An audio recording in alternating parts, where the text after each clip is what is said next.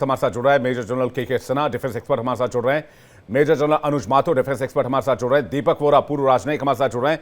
अनंत विजय, वरिष्ठ पत्रकार, थोड़ी देर में हमारे साथ होंगे। आप सभी मेहमानों का बहुत स्वागत है। जय हिंद सर, और तहे दिल से दर्शकों का भी बहुत स्वागत करते हैं। लेकिन मैं डे वन से लगातार ये बात कह रहा था कि मुझे चीन की भूमिका पर संदेह है। बेशक चीनी हथियार मिले हैं, चीन के जो राइफल्स हैं वो वहां पर एनआईए को उसके सबूत मिले हैं, कुछ आर्म्स के सबूत मिले हैं, सैटेलाइट डिवाइसेस के सबूत मिले हैं। लेकिन भारत में जो माहौल इस वक्त पूरी दुनिया को में बना हुआ है भारत को लेकर, और जो ट्रेड वॉर चीन के साथ है यूएस का, उससे भारत में इन्वेस्टमेंट का एक बड़ा स्कोप बना हुआ है। और इस बात को लगातार मैं फोकस करने की कोशिश कर रहा था कि इसमें चीन की भूमिका क्या हो सकती है, कि भारत के अंदर एक ऐसा माहौल बनाया जाए कि भारत के अंदर अभी निवेश ठीक नहीं है। तो पाकिस्तान ने एक तीर से दो निशाने साधे हैं। और अगर आज की तारीख में पाकिस्तान की निष्पक्ष जांच की मांग को चीन समर्थन दे रहा है तो इसमें कहीं कोई अतिशयोक्ति नहीं होनी चाहिए, कहीं कोई दो राय नहीं होनी चाहिए। चीन वही कर रहा है। इससे पहले जब जब पाकिस्तान के खिलाफ भारत यूएन में गया, यूएनएससी में गया, चीन ने वीटो लगाया।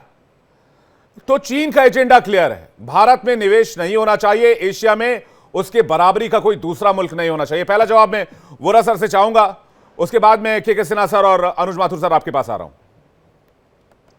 सर बहुत बहुत धन्यवाद। Wonderful to be on your show, हमेशा की तरह बहुत कुछ सीखने को मिलता है। Welcome sir. Can you hear me sir? Yes sir, आप बोलें अपना जवाब सर।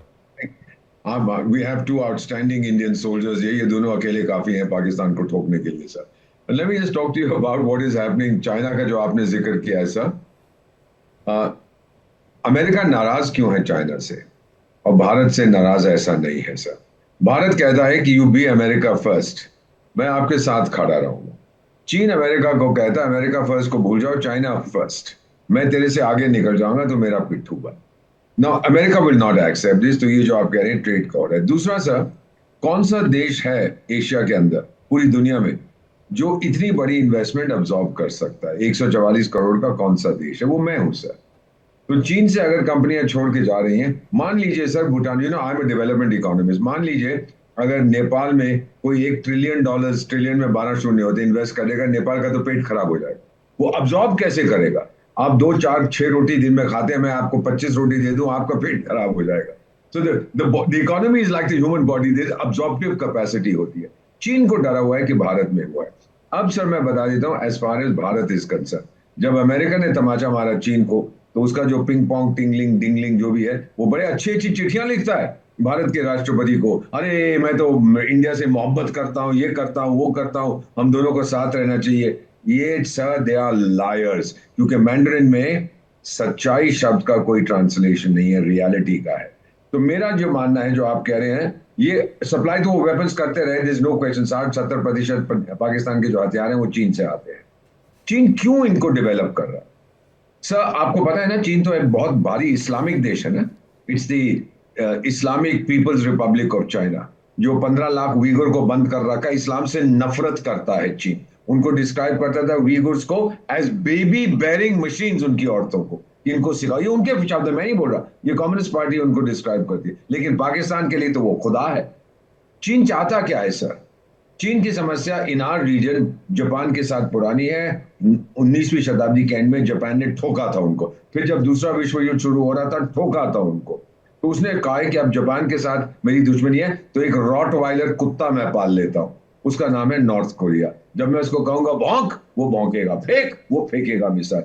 और दूसरा, भारत को तंग करने के लिए उसने एक दूसरा रॉटवाइलर पाल रखा है जिसका नाम है Pakistan. This is China's basic strategy. Japan और भारत को अब्सॉर्ब करिए in their own internal affairs या उनके नेबर्स के साथ, ताकि वो मुझे फिर से चैलेंज ना। Japan is obsessed with Korea, north Korea. North Korea is obsessed with Japan. Similarly Pakistan is obsessed with Bharat, Bharat is not obsessed with Pakistan. ये चीन की स्ट्रेटेजी है। और जो कहते हैं ओ ये हो जाएगा, वो हो जाएगा, रबिश। चीन बौखलाया हुआ है, चीन घबराया हुआ है। ये और देखेंगे आप किस तरह से करेगा, क्योंकि हमने उसके डार्लिंग के जो चिट्ठियां लिखता रहता है, उनका राजदूत यहाँ सबके पास जाता है, जी हम तो आपके भाई हैं, हम तो दोस्त हैं, हम सभ्यताएं हैं, एक्सेट्रा। कोई उसकी सुनता नहीं है। वो भी बड़ा फ्रस्ट्रेटेड है। सो अल्टीमेटली सर, जो जो पाकिस्तान में हो रहा है और जो चीन में हो रहा है, I call it the insanity of insecurity. जब आप इनसिक्योर हैं तो आपका बिहेवियर रैशनल नहीं होता है। This is it. और टर्की, आपने भी जिक्र किया कि हमने उनकी मदद की थी। सर, ये तो पहली चीज हम डिप्लोमेसी में सीखते हैं, श्वार्ज़ेनबर्ग प्रिंसिपल। ये 19वीं शताब्दी के मिडिल में फीलिक्स श्वार्ज़ेनबर्ग होते थे, ऑस्ट्रिया हंगेरियन एम्पायर के फॉरेन मिनिस्टर। तो जब ये मजियार लोग हंगेरियंस ठोक रहे थे उनके शहनशाह को, उसने रूस के जार से कहा, टाइगर मेरे कजन मेरी मदद कर। उसने अपने सिपाही भेज के मजियार्स को ठोक दिया। लोगों ने फिर इससे फॉरेन मिनिस्टर से कहा, अब तो आप बहुत आभारी होंगे रूस के। रूस के। एंड हिज आंसर सर, जो हम लोग सीखते हैं, first lesson we are taught, उसने कहा दुनिया हैरान हो जाएगी हम कितने अनग्रेटफुल हैं। Don't expect gratitude in international affairs. अगर आपको दोस्ती चाहिए, ग्रेटिट्यूड चाहिए, जाके बाजार से कुत्ता खरीद के ले आओ। ये हमको सिखाया जाता है। बड़ी बात आप कह रहे हैं। और आपने जो बात कही कि भाई अब्जॉर्प्शन पावर जो है, चाइना के इन्वेस्टमेंट को अब्जॉर्ब करने की ताकत वो हिंदुस्तान के अंदर, ये बात चाइना अच्छी तरीके से जानता है और यहाँ के लोगों की कैपेबिलिटी भी जानते हैं। यहाँ के लोग कितने मेहनती होते हैं और कितने कुशल होते हैं। अगर उन्हें ट्रेन किया जाए, प्रशिक्षित किया जाए, तो चीन के बाजार को हम आने वाले कुछ दशकों में जो मैन्युफैक्चरिंग सेक्टर है उसको चैलेंज किया जा सकता है। और ये बात चीन को अच्छी तरीके से पता है। मैं के सिन्हा सर के पास जा रहा हूं। के सिन्हा सर, चीन ने क्या एक तीर से दो निशाना किया है? अगर चीन के इशारे पर भी ना भी हुआ हो तो भी चीन का इंटरेस्ट तो साध रहा है ना सर? जय हिंद विवेक। देखिए, दीपक साहब की बात बड़ी सटीक और बहुत absolutely lot of weight is there. वो हंसते हंसते बहुत बड़ी बात कर जाते हैं। आप कह रहे हैं ना चीन, उन्होंने तो सम अप कर ही दिया चीन के बारे में। मैं चीन के बारे में ये बोलता हूं, यदि 21वीं सदी के दूसरे तीसरे दशक में यदि हमारा चीन के साथ कन्फ्रंटेशन नहीं होगा, यदि हम गलवान देखे, हमने उसके बाद भी लंबा समय देखा, ये जरूर होगा। चीन के रास्ते में उसकी एस्पिरेशंस जो है ना, मिडिल किंगडम, सेरेंडोम, येलो रेस है हम, वो अपने ही पैरों के अंदर कुल्हाड़ियां मार के सी जिनपिंग जब पाकिस्तान चले गए थे 2015 में और सी पैक बनाया, उनका $70 बिलियन तो डूब ही चुका है। वो कहीं भारत से बोलते, क्योंकि वो हमारा है ना इलाका, और शायद मैं विवेक आपको ये बताता हूँ, एक स्ट्रेटेजिक टाइमिंग है, अपॉर्चुनिटी होती है। जो जिस रास्ते से वो सी पैक को लेके गए वो तो हमारा है। यदि हमने, और बहुत बड़ा मौका है, वो आएगा ही, तो सी जिनपिंग कहाँ जाएंगे? इसलिए सी जिनपिंग ने एक चिट्ठी लिखी है हमारे राष्ट्रपति को। जब डोकलाम हुआ था तो आपको याद होगा विवेक साहब, उस समय हमारे मोदी जी ने उनको समझाने गए थे 21st century is the century of Asia. तो हम लोग जो हिंदी चीनी भाई भाई की बात करते थे, तो उन्होंने कहा कि देखिए, we are the elephant, you are the dragon, let's join hand और एशिया में रहने दीजिए। और सी जिनपिंग को समझ में नहीं आया। अब सी जिनपिंग को समझ में आया, मगर 2015 के बाद उन्होंने कहा कि पहले 2 फ्रंट हम खोलेंगे और शायद आधा फ्रंट जो हम जिहादियों के लिए। और देखिए, उन्होंने खुल के किया, कोई ऐसा नहीं, चाहे वो हिजबुल मुजाहिदीन के थे या लश्कर तोयबा के थे, जैसे मोहम्मद के थे, उनके साथ तो वीटो पावर लगाते रहे खुल के दुनिया के सामने। ये तो आए, उन्होंने जब हमने उनको टेररिस्ट घोषित किया और उसको ग्लोबल टेररिस्ट बनाया, उन्होंने तो वीटो। तो इसमें शक क्या है कि चाइना तो खुल के किया। हाँ, अभी हम उनके बातों में ना आए, ये इंपॉर्टेंट है। हम सुरेश बाबू की कुर्बानी को ना भूलें, हम कैलाश रेंज के ऊपर पकड़ते हुए चीजों को ना भूलें। और जो 90,000 स्क्वायर किलोमीटर उन्होंने 84 में बोला है हमारे अरुणाचल का, जो नाम बदल रहे हैं, कैटेगरी ऑफ वॉर कर रहे हैं, 2 स्ट्रिंग ऑफ पल लगा रहे हैं, उसको कभी भी। और दीपक बोरा साहब ऐसे जो स्ट्रैटेजिक लोग होते हैं जो इन चीज़ों को कहते हैं, क्योंकि मिलिट्री तो हम इन चीज़ों को बताते हैं, उस पर वेटेज पड़ती है। और मेरे ख्याल से हमारे जो आज के कर्मधार हैं, जो आज हमारे रहनुमा हैं, उनको पूरा पता है। देखिए, ये कोई छिपी हुई बात नहीं है। टीआरएफ का कॉन्सेप्ट, पहले तो ये कह रहे तंजीमें कि ये टोटल रेजिस्टेंस फ्रंट कर दो, इंग्लिश नाम होगा, ये पाकिस्तान का क्या। अल बदर को खड़ा किया और उनको एक नहीं, उनको 18,000 उन्होंने यूएवी दी थी। आज एक भी नहीं दिखाई देता, भले ही वो सारे के सारे फुस हो गए। ये आपने दिखाया, चाहे उसके अंदर स्मॉल आर्म्स हो, चाहे उसके रेडियो कम्युनिकेशंस हो, ये सारे चाइना से ही आते हैं, इनके रसद। आज पाकिस्तान के पास तो कुछ भी नहीं है। और वो जो इन चीजों को लेके करता है, तो चाइना इज डिफीटेड। चाइना को आपने, वो रिसेट कर रहा है ना, वो भागे भागे आ रहा है कि चलो, क्योंकि वहां से निकल रही है इकोनॉमिकली भी। हमने सर्जिकल स्ट्राइक चाइना पे कर दिया, ठीक है, हमने दिखाया कि हमारे लोग कहते हैं ना कि आपका पहले ये था मोर देन $100 बिलियन का है और हमारा ट्रेड डिफिसिट ज्यादा है चाइना से, let it be there. But आज के दिन में जो विवेक सबसे बड़ी चीज है, चाइना ने तो एक मान लिया कि गलत हमने कर लिया है। वो अभी जो पाकिस्तान के साथ किया है, उसकी सबसे बड़ी, उसकी जो भूल हुई, जो उसने और अपने पैरों में कुल्हाड़ी मारी है, वो सी पैक का। सी पैक जब आया था उस समय से हम बोलते हैं ये this is never be possible, गोदार का सपना नेवर, कभी कभी नहीं होगा। और ये मौका है। हाँ, चाइना आ जाए तो हम लेते हैं कि हम अपने इलाके से आए हमारे पोर्ट में, हम देंगे उनको, जाइए आप यदि करना चाहते हैं हम आपको, मगर हम अपने शर्तों पे। और तार का जो रीजन है ना, Tibet autonomous region, it will go back. ये टाइम है, ये पाकिस्तान के ऊपर प्रहार है। संकल्प आपने देखा, आतंकवाद तो एक बहाना है, पाकिस्तान का vulcanisation is the reality and it is unfolding the way it has happened. After that is China. मैं माथुर सर के पास जा रहा हूं। आपने बहुत सटीक, इसको मैं आपकी बात से सहमत हूं, बहुत सटीक एग्जाम्पल देकर समझाया। लेकिन आज की तारीख में अगर चाइना आकर सीपेक के लिए खड़ा होता है, ग्वादर पोर्ट के लिए खड़ा होता है, फिर क्या होगा अगर हम पीओके के लिए जाते हैं तो? माथुर सर। देखिए विवेक, मैं एक बात बताना चाहता हूं कि चाइना की जो वॉर फाइटिंग फिलॉसफी है वो बिल्कुल क्लियर है। और चाइना जो है वो उनका एकमात्र मकसद होता है कि to win a war without fighting it. उनको लड़ने में, तो जो देश अपने खुद के लिए लड़ने को तैयार नहीं है वो पाकिस्तान के लिए क्या लड़ेगा?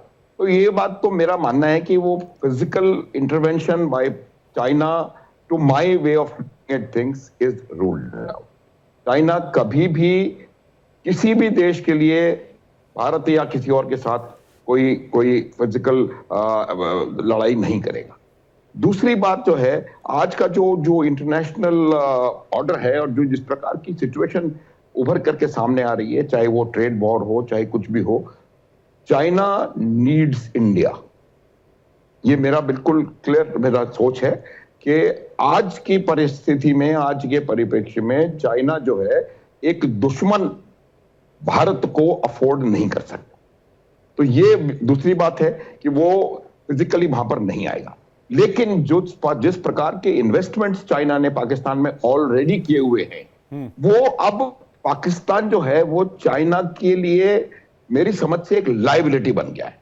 और लेकिन उस लायबिलिटी को इनको पालना पड़ेगा, क्योंकि वरना इनके जो इकोनॉमिक इंटरेस्ट हैं वो कहीं ना कहीं आपको कॉम्प्रोमाइज होते हुए नजर आएंगे।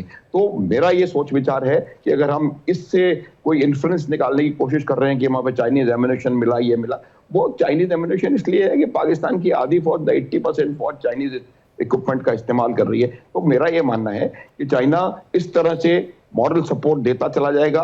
और कहीं एक बात यहां उठा देगा, इस बार चाइना ने जब यूएन में रेजोल्यूशन गया है, जब कंडेम किया है उन्होंने पहलगाम अटैक को, वो वीटो नहीं किया है चाइना ने। तो चाइना का भी सोच विचार बदल रहा है। और जैसा कि सिन्हा बोल रहे थे कि चाइना को अभी आवश्यकता है, कोई उसकी पॉसिबिलिटी नहीं है कि चाइना भारत के खिलाफ खड़ा हो जाएगा। दूसरी बात, जहां तक सवाल कोई ज्यादा से ज्यादा चाइना क्या कर सकता है, चाइना क्या करेगा in case of A conflict with Pakistan, वो कुछ ऐसी एक्टिविटी करने की कोशिश करेगा कि वो जो हमारे ट्रूप्स हैं वो वहां टाइट डाउन रहें। मैं यूं कह रहा हूं कि भारत जब कहता है कि हम 2 फ्रंट 2.5 फ्रंट वॉर लड़ने के लिए तैयार हैं और केपेबल हैं, उसका मतलब ये है कि चाइना जो एक्टिविटी पे कॉन्फ्लिक्ट सिनेरियो में कर सकता है, उस एक्टिविटी को काउंटर करने की काबिलियत हमारे अंदर है। और वो काबिलियत हम बिना हमारे इंटरेस्ट को जियोपर्टाइज किए हुए उसको हम इस प्रयोग में ला सकते हैं। ये चाइना को भी पता है, पाकिस्तान को भी पता है। और पाकिस्तान की हालत देखिए, जो पाकिस्तान के रिएक्शंस हो रहे हैं, मैंने कल भी कहने का प्रयास किया था कि पाकिस्तान के रिएक्शंस आर फियर ड्रिवन। कभी ऐसा नहीं होता कि इंडिया ने एक गाड़ी भी मोबिलाइज नहीं करी है, पाकिस्तान के 3-4 डिविजन्स मोबिलाइज हो गए हैं। उन्होंने लाइन ऑफ कंट्रोल में लोगों को इवैक्यूएट करना शुरू कर दिया, ट्रेनिंग कैंप्स हटा दिए, लॉन्च पैड्स खाली कर दिए। ये सब फियर ड्रिवन रिएक्शंस हैं। ये एक फियर साइकोसिस में आज की तारीख में जो पाकिस्तान है वो फंसा हुआ है। इसीलिए उन्होंने जाकर के कभी तुर्की से मदद मांग रहे हैं, कभी कहीं से कुछ मदद मांग रहे हैं, क्योंकि उनको पता है कि किसी तरीके से भी वो भारत से एक कन्वेंशनल स्टैंड ऑफ में भारत के सामने कहीं नहीं टिकते हैं। और यही वजह थी कि उन्होंने कल हमने बात की थी, उन्होंने cut by 1000 bleed by 1000 cuts और व्हाटएवर एक आतंकवादी जो पॉलिसी बना रखी है उन्होंने, उस पॉलिसी से काम कर रहे हैं। तो मेरा यह मानना है कि आप देखेंगे आने वाले टाइम में जिस प्रकार का मदद जितनी अभी ओपनली चाइना ने कर दी है कि मैं एक न्यूट्रल होना चाहिए, वो होना चाहिए, उसके ज्यादा मुझे नहीं लगता कि चाइना का शायद कुछ आने वाला है। अब तीसरी बात जो भारत को कहनी चाहिए, देखिए आपको इन्वेस्टिगेशन करने की जरूरत तब होती है जब आपको उसी चीज का बारे में पता लगाना को शक है। आज इसमें पाकिस्तान का हाथ है, पाकिस्तान की आर्मी शामिल है, इसके लिए कोई आपको इन्वेस्टिगेशन की जरूरत नहीं है। It is absolutely known fact. तो हमको इस तरह की बातों में कोई वजन नहीं है। ये चाइना आता है, रशिया आता है, कुछ नहीं होगा। और ये आप निश्चित मान के चले, हमारा जो रिस्पॉन्स है वो बिल्कुल परफेक्ट, मेरे हिसाब से परफेक्ट ग्रेजुएटेड रिस्पॉन्स हम लोग दे रहे हैं, और उसका पाकिस्तान का उस के ऊपर उसका असर होता हुआ आपको नजर आ रहा है। जी, मैं दीपक वोरा सर के पास आ रहा हूं। दो बातें निकलकर सामने आई वोरा सर। पहला ये कि चाइनीज आर्म्स का इस्तेमाल पाकिस्तानी सेना करती है और पाकिस्तान इस हमले को डिनाई कर रहा है, और चाइना भी कह रहा है कि निष्पक्ष जांच होनी चाहिए। जब चाइनीज आर्म्स मिल रहे तो पाकिस्तानी सेना का इन्वॉल्वमेंट है, ये बात साबित होती है। तो फिर चीन जो है वो क्यों कहेगा कि मामले की निष्पक्ष जांच होनी चाहिए, या फिर पाकिस्तान क्यों मांग करेगा कि चीन या रूस इस मामले की जांच कर ले। दूसरा ये कि चाइना ऐसा नहीं कर सकता, वो भारत के साथ वॉर में नहीं आएगा।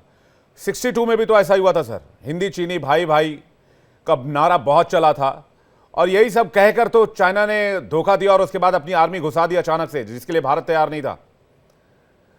तो हम चीन पर ट्रस्ट नहीं कर सकते। वोरा सर, दुनिया में कोई चीन पर ट्रस्ट नहीं करता सर। एडलमैन ट्रस्ट बैरोमीटर देखो, चीन सबसे नीचे है, कोई ट्रस्ट नहीं करता उसे। चीन के अपने लोग नहीं ट्रस्ट करते अब कम्युनिस्ट पार्टी के ऊपर, लेकिन मुंह नहीं खोल पाते। तो एक चीज जो जनरल साहिबा ने बताई, which makes a lot of sense, कि हमसे पंगा लेके चीन को मिलेगा क्या सर? चाहता क्या है वो यही चाहता है कि एक टोकरी थी जिसमें इंडिया और पाकिस्तान इकट्ठे होते थे, सारे फॉरेन ऑफिसेज में 6 देशों में आपका राजदूत रहा हूं, तो इंडो पाक इक्वेशन होती थी। अब हम उस टोकरी से बाहर निकल के चाइना वाली टोकरी में चले गए। सारी दुनिया चाइना प्लस या Indo China, India China equation की बात करती। तो पाकिस्तान का इंटेंशन था कि अब जो उसका गुरु है, उसका बाप है, उसका अल्लाह है, पिंग पोंग टिंग टोंग, उसको बनाने देख, मैंने फिर से वापस भारत को अपनी टोकरी में डाल दिया। अब तू अमेरिका के साथ फ्री है to challenge America. This is the game plan for Pakistan. लेकिन सर, जब मैं पढ़ा नहीं हूं अमेरिका, पढ़ा भारत में, पोस्टेड था, तो कुछ लेक्चर्स अटेंड करता था। तो नाम था रॉबर्ट मर्टन। उसका एक कानून है, लॉ ऑफ अनइंटेंडेड कॉन्सिक्वेंसेस। ये कॉन्सिक्वेंसेस क्या होते हैं? आप कुछ एक्शन करते हो लेकिन उसका परिणाम कुछ उल्टा हो जाता, कुछ दूसरा हो जाता। तो इन्होंने कोशिश तो की थी बहुत कुछ करने की, उल्टा उसका परिणाम क्या हो? पाकिस्तान की सेल्फ रिस्पेक्ट खत्म हो गई, पाकिस्तान का जो ट्रस्ट किसी के पास था वो खत्म हो गया। भारत एकजुट होकर इसका मुकाबला करने लग गया है। श्रीनगर में पहली बार डेमोन्स्ट्रेशन मैंने देखे 30 साल में हो रहे हैं अगेंस्ट पाकिस्तान। नहीं तो वहां कोई पानी वानी नानी मर जाता था तो सारे लोग सड़कों पर आते थे। चीफ मिनिस्टर असेंबली में पहली बार स्पेशल सेशन बुलाकर इसको कंडेम किया गया, इतिहास में पहली बार। देखिए, और मुझे तो याद है कि वो एक महिला चीफ मिनिस्टर होती थी, कोई आतंकी मर जाए उसके घर जाके हाय हाय हाय करती थी। वो सब खत्म हो चुका है। Now it is changing because Kashmir में सर, कश्मीर क्या चाहता है सर? ये बिल्लू भाई क्लिंटन ने, मेरे मित्र हैं, 1990s में जवाब दे दिया था, इट्स द इकोनॉमी स्टूपिड। अगर आर्थिक व्यवस्था आपकी मजबूत होगी, Kashmir economy was reviving sir not too long ago. मेरा ख्याल 2 महीने हुए, I was there. I did not go to Pulwama और I did not go to Pahalgam, but मैं श्रीनगर बता देता हूँ जहां मैं ठहरा था। I just walked into a hotel, a 5 star hotel. मैंने कहा आपका rack rate, walk in rate कितना? Would you believe it sir? 45,000 rupees a night, 45,000 रुपए प्लस टैक्स। और मैंने मजाक में कहा, अच्छा मुझे बताइए 4 दिन रह सकता हूँ? बोले 1 साल के बाद आना, वी आर बुक्ड सॉलिड। ये पाकिस्तान को तकलीफ हो रही थी कि इकोनॉमी रिवाइव, वहां शॉपिंग मॉल्स आ रही हैं, other people are looking at investing in Kashmir, बहुत कुछ। Srinagar was like a bride sir, मेहंदी लगा के सजा के बैठी हुई थी वहां पर। It was beautiful to see it. Smart city बना रहे हैं एटसेट्रा, उनको पचता नहीं है। So the idea was to slow the development की कश्मीर की इकोनॉमी में। और फाइनली सर, मेरा मानना है ये गलती कर बैठे। और ये जो क्या नाम है इसका, मैड मुल्ला, मुनी, पागल मुल्ला जो है, मुनीर, हाँ, some of my American friends जो मेरा ग्रुप है वहां, they have told me, ambassador we do not think वो अमेरिका में है। हमारी information, these are all retired senators, army officers etcetera, हमारी जानकारी ये है कि वो तुर्की में है, भाग गया है देश छोड़ के सर, डर गया है। अब पता नहीं उसको मैं क्या कर बैठा हूं, क्या होगा, उसी के लोग उसको बाहर निकाल देंगे, उसका कोरमा बना के खा जाएंगे कि गधे ये किया तूने, क्या इस करने से तुझे, उसको मालूम नहीं था कि इसका रिपरकशन क्या होगा। रॉबर्ट मर्टन का कानून कभी सुना? और फिर वो जाके बात करता है Pakistan is a soft state.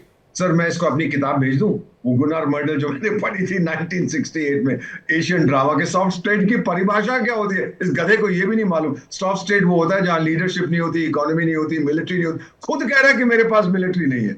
अरे बेवकूफ, किताब तो पढ़। Gunnar murder says the soft state doesn't have a strong security system. ये खुद स्वीकार कर रहा है। बेवकूफ है सर, ये पढ़ा लिखा नहीं है, ये किसी मदरसा में बाबा बाबा करके चलता रहता है। He is a dope. I think every Pakistani is ashamed to have this joker. And sir, मैं चला जाऊँ ना as their army chief, even though I don't have formal training, they'll be much happier than they will with this clown, sir. I'm sorry, मैं कठोर शब्द इस्तेमाल कर रहा हूँ। हमारे आर्मी चीफ गए थे कि नहीं श्रीनगर सर? कितने दिन हुए हैं?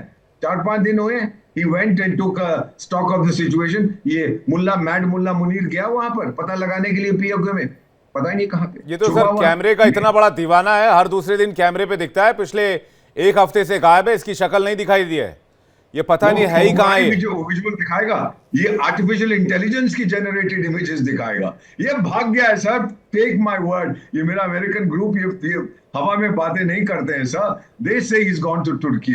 अमेरिका में भी उसकी बीवी है और मेरे का 18-20 बच्चे, वो तो सब अमेरिका में चले गए इन न्यू जर्सी।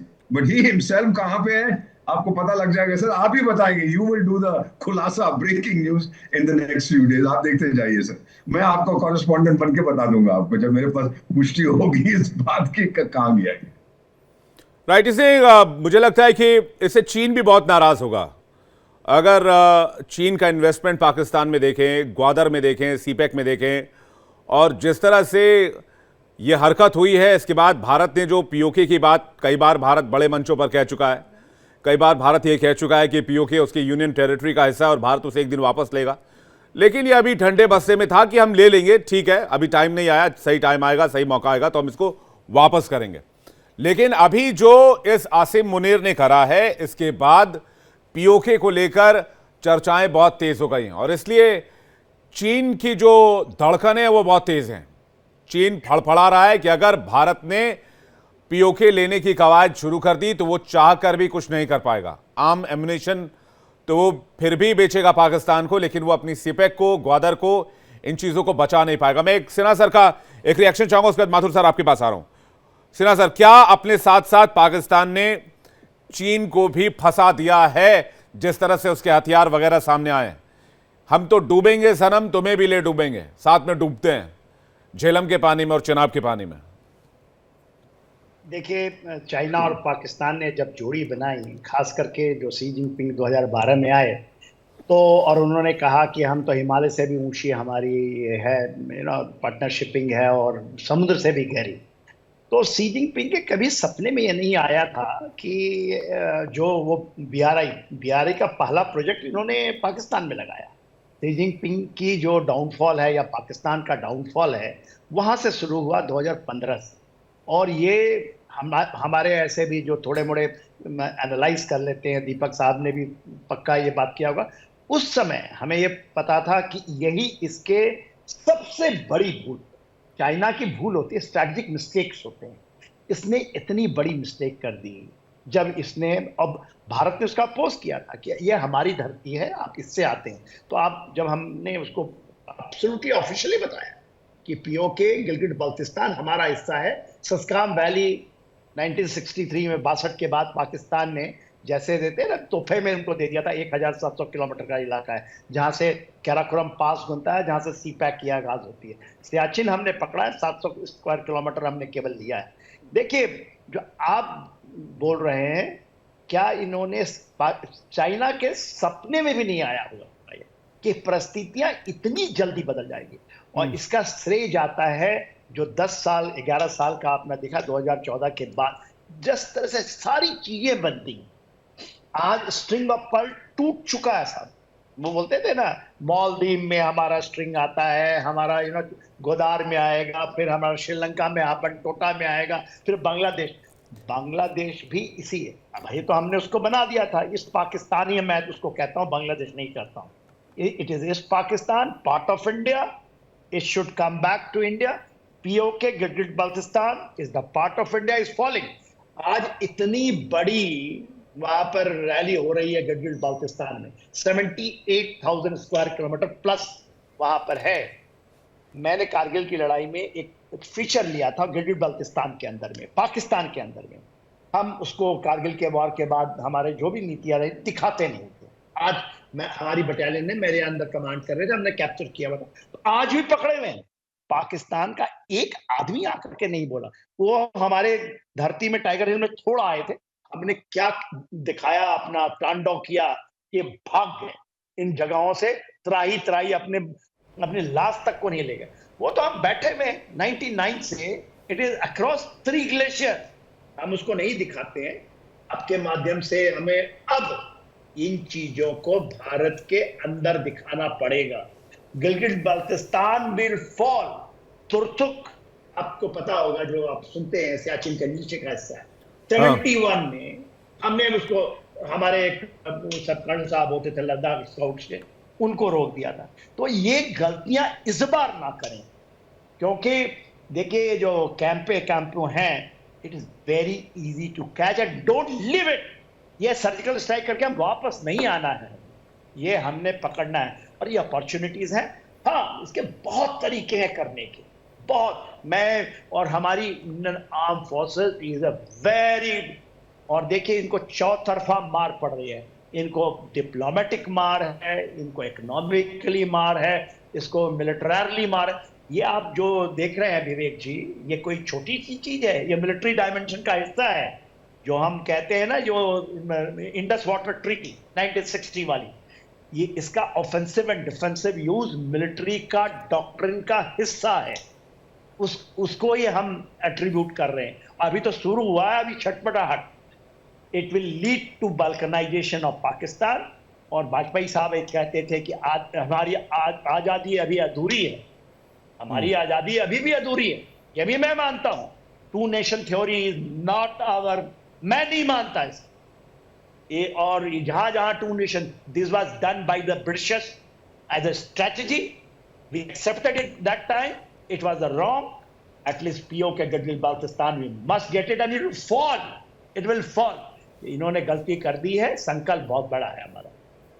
ठीक है, मैं माथुर सर के पास आ रहा हूं। माथुर सर, मैं चीन को क्लीन चिट देने के लिए तैयार नहीं हूं।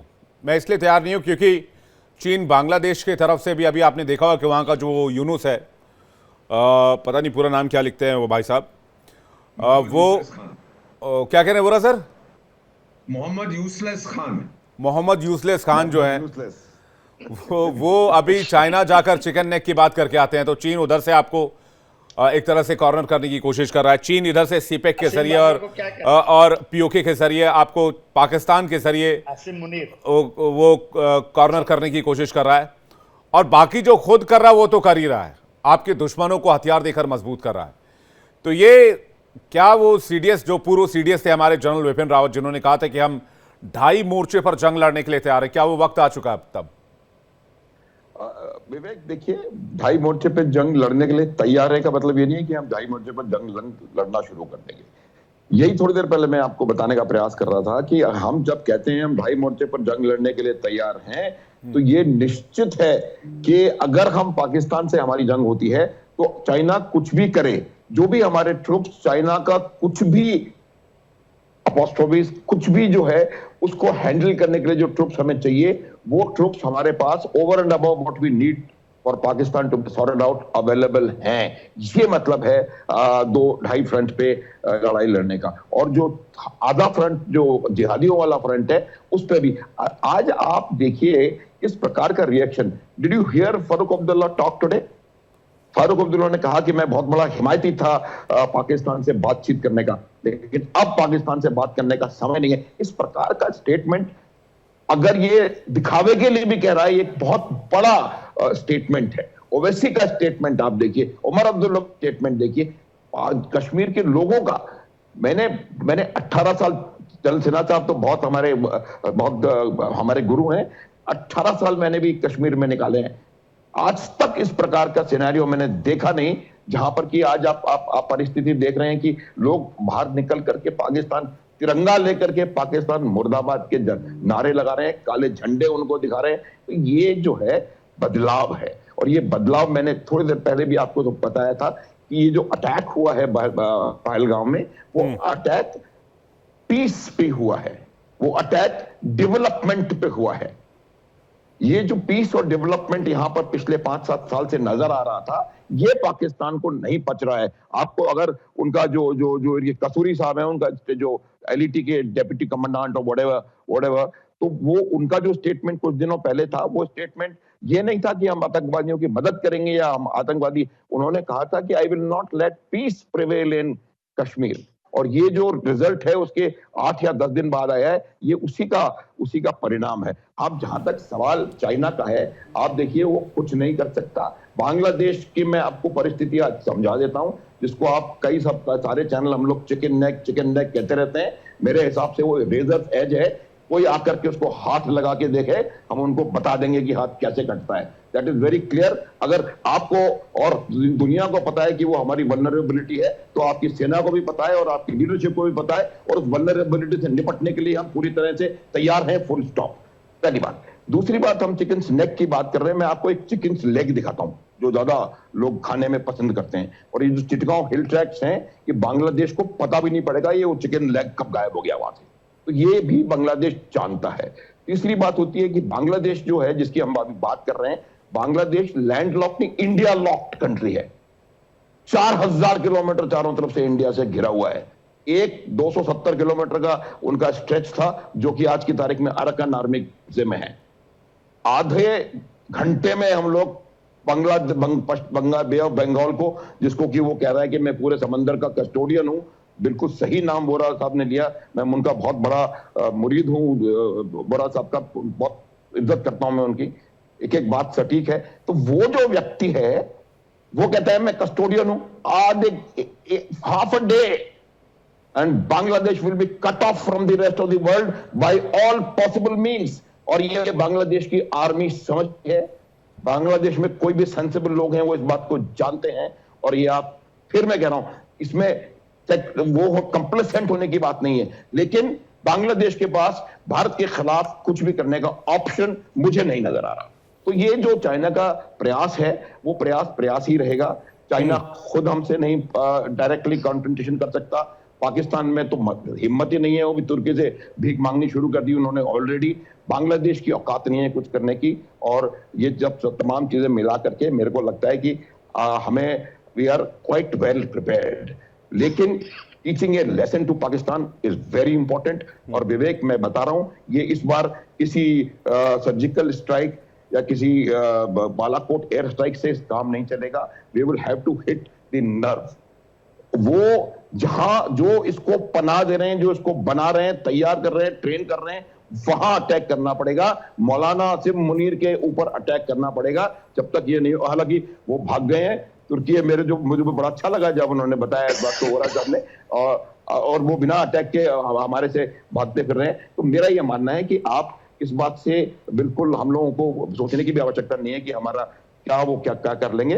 मोहम्मद यूनुस साहब कुछ भी बोलते रहे, और आईएसआई भी लेके गए थे वो तो कॉल्ड चिकन स्नेक के पास, और वो सब आजकल वो आईएसआई भी गायब है, और यूनुस साहब भी गायब है, और बाकी सब गायब है। तो आप बिल्कुल निश्चिंत रहें, कोई हमारे को परेशानी होने की जरूरत नहीं है। लेकिन मैं फिर रीइटरेट कर रहा हूं कि हम इस परिस्थिति में, अगर बांग्लादेश भी कुछ एक्टिवेट करता है, उस परिस्थिति में भी चीजों को टेक केयर करने के लिए सक्षम है। ये बिपिन रावत साहब ने कहा था, और इस बात से मैं पूरी तरह से एग्रीमेंट में हूं विवेक। मैं आपकी बातों से 2-3 चीजें पॉइंट आउट करूंगा, बहुत इंपॉर्टेंट है। आपने बहुत इंपॉर्टेंट बातें यहां पर पैनल पे रखी। एक तो पहले पाकिस्तान के बारे में दर्शकों को बता दूं कि ये जो इसका आर्मी चीफ, मदरसा छाप आर्मी चीफ आसिम मुनीर है, इसको पता नहीं है इंटरनली 4 जगहों से ब्लीड कर रहा है, 5 जगहों से ब्लीड कर रहा है। सराइकिस्तान की मांग शुरू हो गई है, सराइकी लोग अपने लिए अलग मुल्क की मांग कर रहे हैं इसके देश में। सिंध अलग लड़ रहा है, बलोचिस्तान अलग लड़ रहा है। ये बीएलए से नहीं लड़ पा रहे, बलोच लिबरेशन आर्मी से नहीं लड़ पा रहे। अभी परसों 10 पाकिस्तानी सैनिकों को मार दिया उन लोगों ने। ये इंडियन आर्मी से लड़ने की बात करते हैं। पता नहीं कौन सा खाना खाते हैं, इनकी बुद्धि कैसे इतनी मोटी हो गई। दूसरी बात, 24 बार IMF से लोन ले चुके हैं, 25वीं बार पहुंचे हुए हैं कटोरा लेकर। एशियन डेवलपमेंट बैंक में अर्जी दी हुई, हमें लोन दे दो। चीन और अमेरिका से गुहार लगा रहे हैं, हमें और पैसा दो। ये कर्ज के पैसे से जंग लड़ेंगे और ये बात करते हैं जंग की, एटम बम की, युद्ध की। इंटरनली ब्लीड कर रहे हैं, कर्ज के दलदल में दबे हुए हैं। $100 अरब से ज्यादा का कर्ज इस मुल्क पर है। हर पाकिस्तानी लाखों करोड़ों के कर्ज में दबा हुआ है, फिर भी कहते हैं हम जंग लड़ेंगे। और दूसरी बात यह कि जो माथुर सर बात कह रहे थे उस पर एक लाइन में पॉइंट आउट करूंगा कि इस बार तो पाकिस्तान पहले ही हार गया और भारत जो है वो जीत गया पहली जंग में।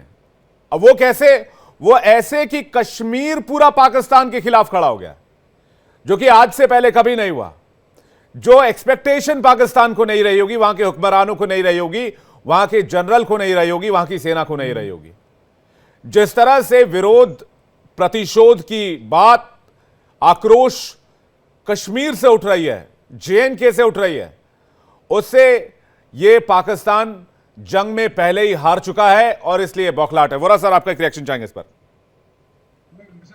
इससे ज्यादा मैं क्या कह सकता हूँ, दोनों जनरल साहिबा ने बिल्कुल स्पष्ट कर दिया। और जहां तक ये मैट मुल्ला मुनीर का ऐसा, अब जो मेरे पास ज्यादा ये लोगों ने भेजा है मेरे को कि वो गया था तुर्की हथियार लेने के लिए, अच्छा। लेकिन वो जहाज तो हथियार ले आया, वो वापस नहीं आया। तो शायद वो वहीं पे बैठा हुआ है और डरा हुआ है सब, और आज चापलूस आदमी, गधा आदमी है। सर, मेरी उम्र अब 74 साल की हो गई है।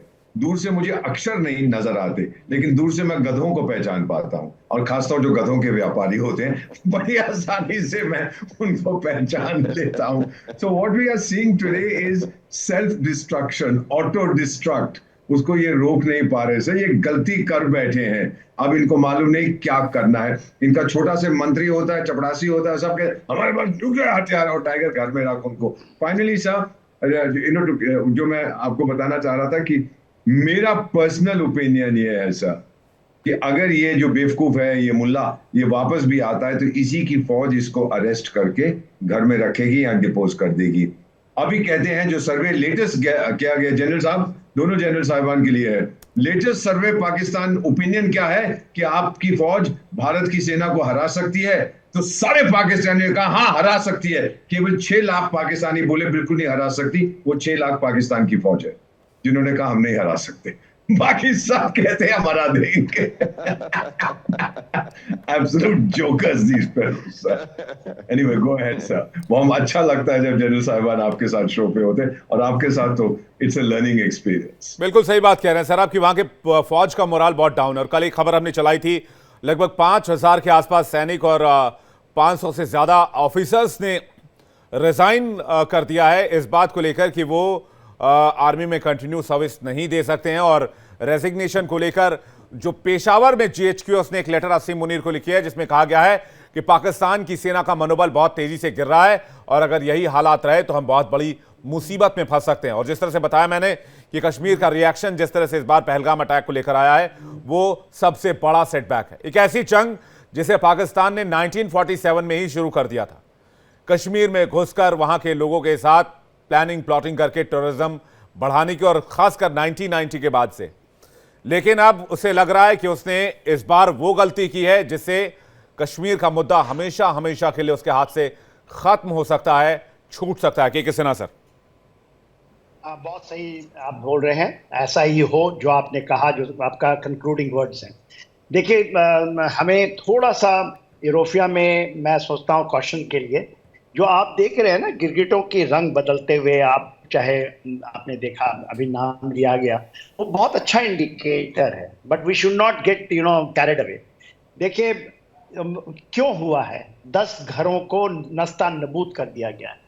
मेरे अनुसार, मेरे अपनी जो है रिसर्च, 12,000 के आसपास में जो ओवरग्राउंड वर्कर्स हैं, जिसमें हिजबुल मुजाहिदीन के भी लोग हैं, और ये सब इन जो फिर से हमारी, क्योंकि डेमोक्रेटिक सेटअप है, चाहे वो उनके नाम मैं लेना नहीं चाहता, जो आज भी सत्ताधारी हो चुके हैं, ये लोग ज्यादा दिन इनको आपने करना है तो जो अभी हो रहा है उसकी वो 11-12 हजार की ये संख्या है। और भारत में बहुत है जो ये व्हाइट कॉलर जिहादी जो बैठते हैं, और ये केवल नहीं कि वो एक पर्टिकुलर कम्युनिटी को बिलोंग करते हैं, ये बहुत बड़ी संख्याएं हैं और ये बड़ी लंबी लड़ाई है। और यदि हमने इसको जीत लिया, 90% battle is over, Pakistan is gone. हम केवल वहां मोबिलाइज करेंगे और रावी की पानी छोड़ दे बंद कर देते हैं ना, पाकिस्तान इज ब्रोकन। किसी एक धक्का देने की बात। पख्तूनिस्तान, आज हमारे डिप्लोमेट्स बैठे हैं काबुल के अंदर, उनका स्ट्रेटेजिक डेप्थ होता था, वो डूरन लाइन लेना चाहते हैं, उनके सिविन बॉर्डर के सब सुनते हैं आप, चमन बॉर्डर्स, वो उसकी तरफ कूच कर रहे हैं। तो आपने सराकी मूवमेंट्स की बात की, आपने बात किया सिंध के ऊपर में, ये जो बिलावल भुट्टो बिलबिला रहा था ना कि सिंध की पानी रोकेंगे तो हम दरिया में खून बहा देंगे, उनके बोरा साहब को पता है, ये बताएंगे आपको मेरे से अच्छी ज्यादा तरीके से, जो जब वाटर वहां ड्रेन होती है समुद्र में, खारा पानी अंदर की तरफ घुसना शुरू हो चुका है और वो जमीन बंजर होनी शुरू हो चुकी है। तो water war is a military dimension of warfare, and वो हम लोग बहुत अच्छी तरह से लड़ते हैं क्योंकि हमारी डिफेंसिव कनाल्स जिसके ऊपर हमारे डिफेंसिव हैं, नहीं वो तो सर आप भी कह रहे हैं, और ये बात पाकिस्तान ने भी कही कि भाई सिंधु का पानी रोका तो ये एक्ट ऑफ वॉर होगा और हम इसका कड़े से जवाब देंगे। तो एक्ट ऑफ वॉर तो हमने रोकना शुरू कर दिया ना, वाटर वॉर हम तो उसमें छोड़ रहे हैं, पानी दबा के छोड़ रहे हैं झेलम में, उनकी जितने स्लूज गेट है वो टूट रही हैं। तो वो भी ऐसा नहीं कि केवल रोकना है, it is attributed in many way. तो वो एक शुरू हो चुका है। It is kind of weapon, it is a weapon, it is a weapon and God has given us. और ये तो मैं मानता हूं हमारी धरती है, it will come back to us, Akhand Bharat बनेगा। ये केवल पोएट्री लिखने से नहीं होता है कि भारत का अभी आजादी अधूरी है, ये हम नहीं कह रहे हैं, वाजपेयी साहब का ही पोट्री है, आजादी अभी अधूरी है, और सिंध के तट पे बैठ के ये लिखे थे पोट। भले ही कंपल्शन दूसरा हो, और ये आएंगे। देखिए पाकिस्तान के लोगों के अंदर बिलबिलाहट है, आप चलाते हैं, आपने दिखाया कितने बार यूट्यूब में, वहां के लोग मानते हैं कि हम आपके हिस्सा हैं। भले ये तो इनका डीएनए तो भारत का है ना भाई जी। और इसी तरह ये कह रहे थे, चिकन लेग की बात कर रहे थे, चिकन नेक नहीं, चिकन लेग की बात कर, वहां पर भी 1,30,00,000 लोग हमारे ही बैठे हुए हैं, सारे आना चाहते हैं। तो देखिए ये चीजें होती हैं, ईस्ट जर्मनी वेस्ट जर्मनी साथ हो जाती है, नॉर्थ कोरिया साउथ कोरिया भी हो जाएगा क्योंकि उन्होंने बांटा है। अब आप देखिए ना इजराइल में, आप देखिए वो क्या हो रहा है, पूरा का पूरा उन्होंने 2 नेशन थ्योरी किया था ना, ये गाजा वेस्ट बैंक क्या है, वो गाजा खत्म ही होने के कगार में। दीपक साहब बहुत अच्छा समझाएंगे, माथुर साहब बहुत अच्छे जानते हैं कि क्या हो रहा है वहां पर। तो वो सब चीजें रीसेटिंग है, ये जो इन्होंने शुरू किया था ना लड़ाई विवेक, ये जिहाद जिहाद जिहाद जिहाद, हमास के लोग आ गए, कुछ महापुरुष सुने पाकिस्तान में घुस गए, जो हर वहां नहीं हुआ गाजा में, वो हर यहाँ होगा, वो ट्राई कर, भागे भागे आएंगे। कुछ आप हूती भी सुनेंगे कभी, आप नहीं वो तो सर पहले से ही ट्राई कर रहे हैं, वो कह रहे हैं मध्यस्थता करा लो, वो कह रहे हैं जांच करा लो, वो कह रहे हैं हमें माफ कर दो, हमने किया ही नहीं। टीआरएफ कहता है कि हमने अटैक किया, 2 दिन बाद टीआरएफ कहता है हमारी कोई दिक्कत नहीं है। सैफुल्ला कसूरी वीडियो में आके कहता है कि मेरा नाम बेवजह घसीटा जा रहा है, मैं तो इस हमले में हूं ही नहीं। तो सामने आने के लिए कोई तैयार नहीं है। 27 लोग मारे गए ना पाकिस्तान के अंदर, पाकिस्तानी मार रहे होंगे, मगर वो हमारे मोस्ट वांटेड थे ना, मारे जा रहे हैं ना वहां पर। जी माथुर सर कुछ कहना चाह रहे हैं? मार रही जी माथुर सर। हाँ विवेक, मैं भी यही बताना चाह रहा था कि वेपनाइजेशन ऑफ वाटर जो होता है ना, ये एक बहुत जबरदस्त स्ट्रेटेजी है। और जैसा कि जनरल सिन्हा बता रहे थे, ये अभी देखिए डीसिल्टिंग, ये सब ग्लेशियल रिवर्स हैं, और ग्लेशियल रिवर्स के में बहुत ज्यादा सिल्ट आता है, और ये जब डीसिल्टिंग करना शुरू करेंगे, इसके हमको पहले उनको बताना पड़ता था, उनसे परमिशन तो खैर नहीं, मतलब अप्रूवल होता था, और अब हम उसको अपनी मर्जी से करेंगे। देखिए इंडस वाटर ट्रीटी को मैं हमेशा बताता हूं कि it was a surrender treaty. 2 जगह इंडिया ने सरेंडर किया है पाकिस्तान को, और 1960 में पाकिस्तान को सरेंडर हमने इंडस वाटर ट्रीटी में किया था, और 1972 में हमने सरेंडर पाकिस्तान को शिमला में किया था। मैं हमेशा लोगों को कहता हूं कि Pakistan army surrendered to Indian army in Dhaka on 16 December 71 and India surrendered to Pakistan on 2 July 72 in. ये जो दोनों समझौते थे वो पाकिस्तान के फेवर में इतने जबरदस्त टिल्टेड हैं, heavily tilted in the favor of Pakistan. अब उसका हुआ क्या कि हमने न केवल उनको पानी दे दिया, पहली बात तो नदियों की गिनती में गलत हो गए। अब नदियों की गिनती कर रहे हैं और हम हमेशा से बात करते रहे कि 6 नदियां हैं और 3 वेस्टर्न रिवर्स पाकिस्तान के पास है और 3 ईस्टर्न रिवर। 3 रिवरों का नाम बताएं मेरे को विवेक आप। रावी, सतलज और ब्यास। रोहतांगला इंडिया से शुरू होती है और हरी के इंडिया में खत्म हो जाती है। ब्यास की रिवर के एक बूंद पानी पर किसी और का अधिकार नहीं है, कोई शक ना हो। ब्यास हमारी अपनी नदी है। तो जब हमने इंडस वाटर ट्रीटी करी उस टाइम पर 60% of the reverse in physical terms और 83% ऑफ द वाटर पाकिस्तान को हमने दे दिया। तो ये एक सरेंडर ट्रीटी थी। और ये बात आज की जो लीडरशिप है उन्होंने 2016 में कह दी थी कि पानी और खून एक साथ नहीं बह सकता, और वो बात हम करके दिखा रहे हैं। और वेपनाइजेशन करने का मतलब ये होता है कि जब उनको पानी नहीं चाहिए तब आप दे दें और जब चाहिए तब आप रोक लें, और वही हो रहा है। और उसी वजह से आज ऐसी परिस्थिति पाकिस्तान में पैदा हो गई है कि मुझे लगता है कहीं उनके अंदर कोई गृह युद्ध ना हो जाए पाकिस्तान में इस पानी की वजह से, क्योंकि पानी कैसे आ रहा है जा रहा है वो, और उसके अलावा पानी के बारे में जो खबरें उड़ रही हैं उससे भी ज्यादा तेजी से, उससे ऐसे हालात पैदा हो रहे हैं वहां पर कि ये लोग आपस में एक दूसरे को देख लेंगे, लड़ भिड़ेंगे। बिल्कुल, वोरा सर कुछ कहना चाह रहे हैं। और जी वोरा सर। जनरल माथुर साहब ने बिल्कुल स्पष्ट रूप से बताया इंडस वाटर ट्रीटीज का। इतना बताना चाहता हूँ सर, आज से 6 साल पहले, और मैं इस सरकार की खुले दिल से तारीफ कर रहा हूँ, एक मिनिस्ट्री बनी थी, जल शक्ति मिनिस्ट्री। याद है आपको सर? $12 बिलियन का उसका बजट है। वो चाय पीने के लिए नहीं है सर। मैं ले में स्पेशल एडवाइजर हूँ, उससे ज्यादा कुछ नहीं कहूंगा। जल शक्ति मिनिस्ट्री में इंटर बेसिन, यानी एक नदी का पानी दूसरी नदी में भेजना, इंटर बेसिन ट्रांसफर के ढेर सारे एक्सपर्ट्स, विश्व के सर्वश्रेष्ठ एक्सपर्ट्स बैठे हुए हैं। आगे नहीं कुछ कहूंगा।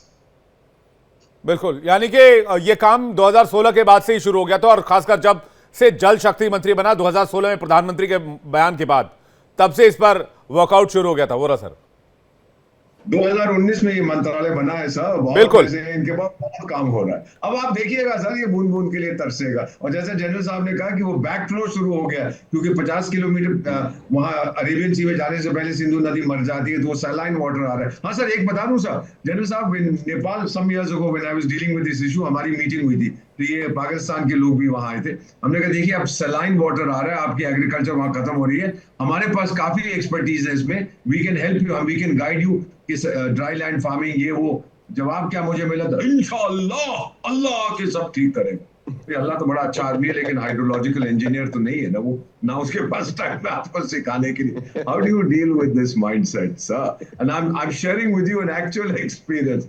हो गया तो हो गया, but ultimately now they are suffering. लेकिन घमंड है ना सर, वो मानेंगे नहीं कभी। और जैसे वो क्या नाम था सर, बिली बंटर, जो मोटा सा उनका एक मंत्री होता था, भुट्टो बिली बंटर ही कहते हैं ना उसको, मोटा है, दिमाग नहीं है, एटसेट्रा एटसेट्रा, दैट इडियट, वो भी कहते। अच्छा, उसकी फाइनल स्टेटमेंट सर, उसमें आई कंक्लूड, उसने कहा है जब बारिश होता है तो पानी आता है, जब ज्यादा बारिश होता है तो ज्यादा पानी आता है।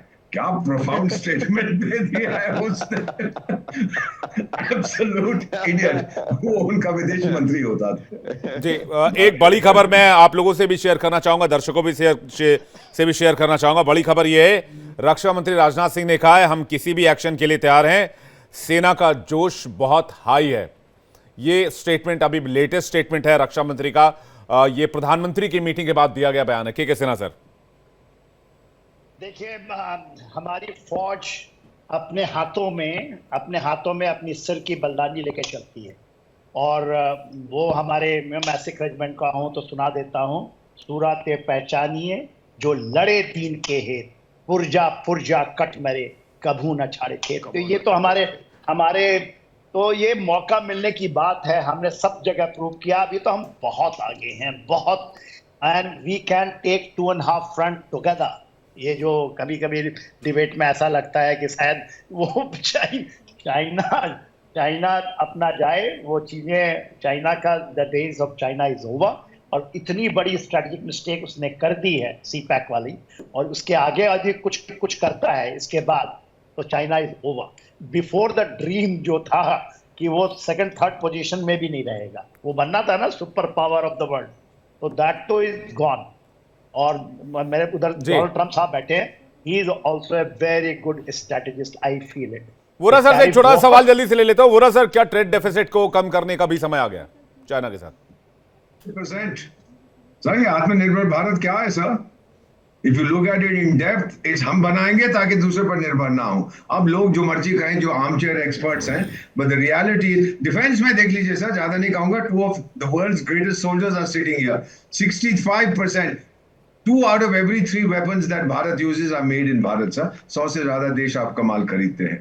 अब ये बाकी सेक्टर्स में भी जाएगा, आप देखते जाइए सर। आत्मनिर्भर भारत का मतलब ही यही है, और सबसे ज्यादा तकलीफ चीन को होगी फ्रॉम आत्मनिर्भर भारत।